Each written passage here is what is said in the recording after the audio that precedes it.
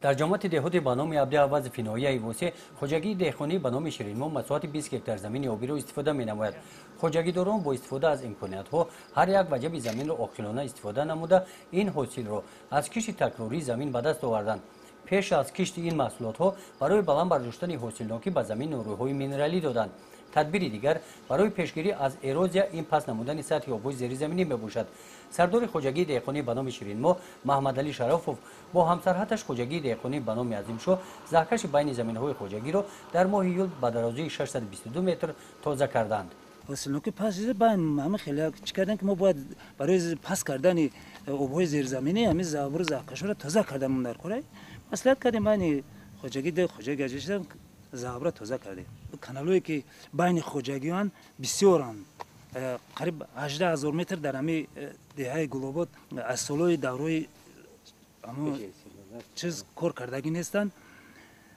بین خوجگی بین همدیگر مصلحت کنن همه کانال‌ها را کار کنن خیلی حاصلناکی از 5 تا 10 سنیر زیاد می شود. اوید استفاده زمین با مناسبت با آن سندهای معیاری حقوقی جمهوری تاجیکستان اوید به زمین عمل می نماید. محمد علی شرافوف همچون خوجگیدار اوید مدنیت استفاده برای زمین حقوق و عهده‌داری ها توسط اشتراک در سمینارهای آموزشی از جانب بюрои давлатии حقوقی سویه دانش خود را در این سمت بلند می‌بردارد. سمیناری نوبتی که ماه اوگوست در ناحیه واسه دایر گردید با همین موضوع بخشیده شده است. مشورت‌چیان حقوقی ما امروز توجهشون نسبت به موضوع امروز نهایت خوب است چون که از سوال جوابو که در امروز سمینار ما حس کردیم بیشتر با تکلیف‌ها پیشنهاد کردند که در آینده نیز چنین سمینار مشورت را بگذارونیم. از این رو ما در آینده نیز حرکت میکنیم که چنین یعنی ترینینگ سمینار مشورت را بسیارتر بگذارونیم و در بین جماعت‌ها یعنی شهروندان رفته با خوری بگذارونیم.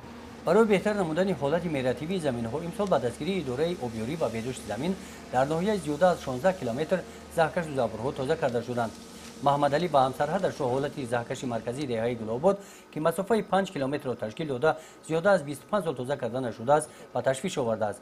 مساحت 400 هکتار زمین‌های کشاورزی گرد و اطراف آن سال تا سال سطح آب‌های زیرزمینی‌شان بلند می‌گردد. از روی معلومات در ناحیه واسع از 494 کیلومتر زهکش زابرهای موجود بوده همگی 130 کیلومترش یا به قدر 30% تازه کرده شدند و خلاص. گزارش خواجه نظری فخدای نظر ظهروف از ناحیه واسع برای برنامه اطلاعاتی نوید.